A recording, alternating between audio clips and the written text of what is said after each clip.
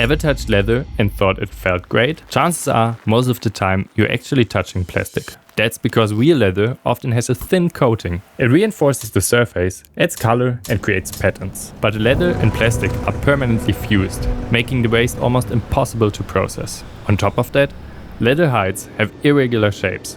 Roughly a third of the leather used for shoe, bags or car interiors is already lost as waste during production. A recycling company called NABORE tried to find a solution.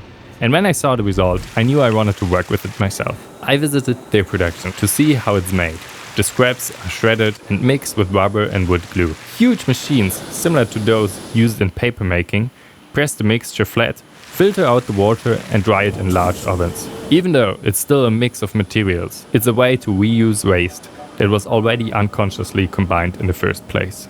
The result is something new, not as strong as leather, but durable, soft to the touch and open to entirely new uses. Building on a technique developed by the designer Beck, the sheets can be bent like plywood and used in furniture. That made me wonder, could I create forms that regular wood can't achieve? I explored folding methods, went through several stages from small tests to full-scale trials. The hardest part? Building molds that apply even pressure across every layer of the material. After many attempts, the stool finally took shape, pushing the material to its limits and showing what's possible. Stiff, yet surprisingly flexible.